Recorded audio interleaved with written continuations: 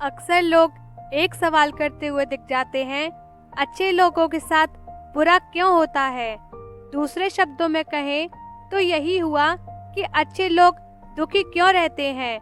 हालांकि यह कहते हुए शब्दों में चिंता से अधिक दया भाव होते हैं, जो संभवतः अच्छे लोगों के लिए दुखी रहना एक प्रकार से तय परिस्थिति मान ली जाती है।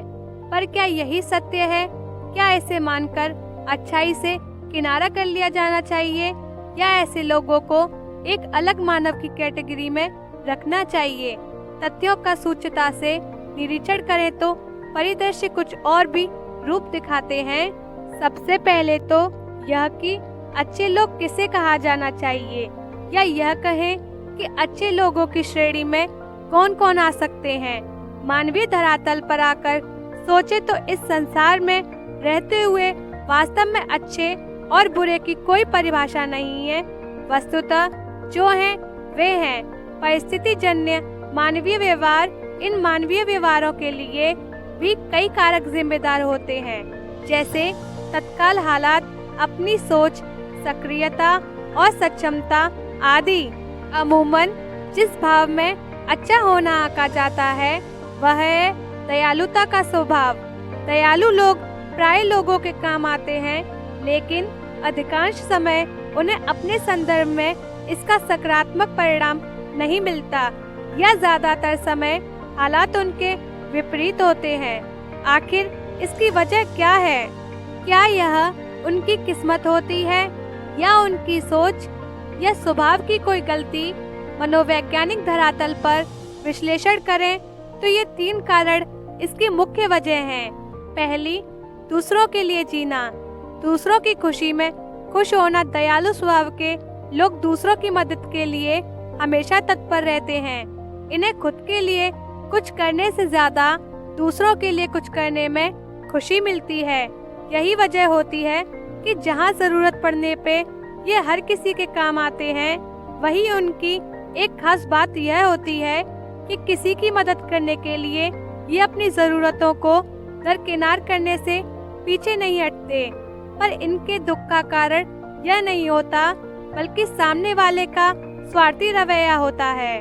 वास्तव में देखें तो अपनी सीमाओं से बढ़कर और अपनी परेशानियों को किनारे में रखकर किसी की मदद करना ही इनके लिए दुख का कारण बन जाता है।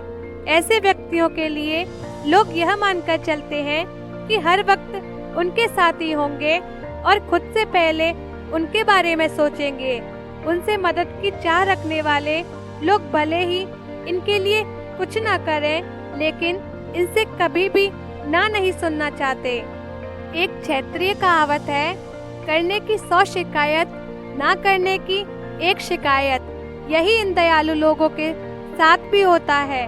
जब कभी किसी हालत में पड़कर ये सामने वाले को गलती से भी कुछ ना करने के लिए कह दे, या परिस्थितिवश मदद ना कर पाए, तो सामने वाले व्यक्ति के मन में यह बात आ जाती है कि अब वे उनके काम नहीं आएंगे।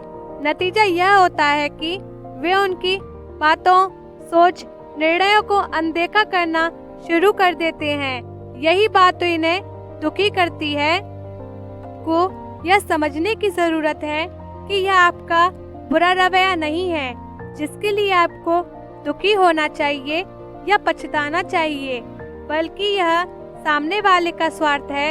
इसे समझते हुए आप पछतावे के भाव से निकल जाएं और अपनी प्राथमिकताओं के साथ चलें।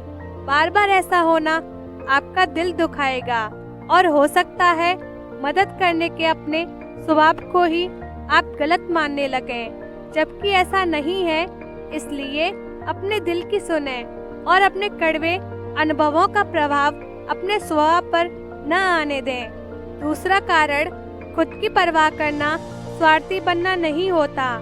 दयालु लोगों में एक और जो बात होती है वह यह है कि अपने लिए शायद ही कभी जी पाते हैं। इनकी प्राथमिकताओं में कभी परिवार, कभी रिश्तेदार, तो कभी दोस्त आ जाते हैं। कभी ये बच्चों के स्कूल भागते हैं, कभी परिवार के साथ वीकेंड मनाते हैं, तो कभी दोस्तों की खुशी गम में शरीक होते हैं। परिणाम यह होता है इनके पास खुद के लिए खाली समय नहीं होता कि अपने शौक पूरे कर सके, क्योंकि इनके हर कदम दूसरों को खुश करने के लिए होता है। उसे पूरा करते हुए ये अपने सपनों को पूरा करने के लिए काम नहीं कर पाते। आपको अपनी इस सोच में थोड़ा सुधार लाने की आवश्यकता है। आपको यह समझने की ज़रूरत है कि खुद के लिए सोचना स्वार्थी बनना नहीं होता और दूसरों के लिए सोचने का मतलब यह नहीं होता कि आप खुद के लिए बिल्कुल ना सोचें। निस्वार्थ भाव से किसी की मदद करना और बात होती है, लेकिन निस्वार्थ होने का अर्थ खुद की ज़रूरतों को भूल जाना नहीं होता। आपको याद रखना चाहिए कि भगवान ने हर इंसान को शरीर और मन दिया है। इसकी ज़रूरतों और खुशियों का ख्याल रखना हर व्यक्तिगत इंसान की जिम्मेदारी होती है। अपनी इस जिम्मेदारी को पूरा करना गलती नहीं हो सकती। हाँ, स्वार्थी होना और जिम्मेदार होने के बीच का फर्क अवश्य समझ लें। कभी ऐसा नहीं होना चाहिए कि अपना हित साधने के लिए किसी अन्य का बुरा किया जाए या समर्थ होते हुए भी जरूरत में किसी के काम ना आए तो यह स्वार्थ कहलाएगा। तीसरा कारण, उम्मीद रखना।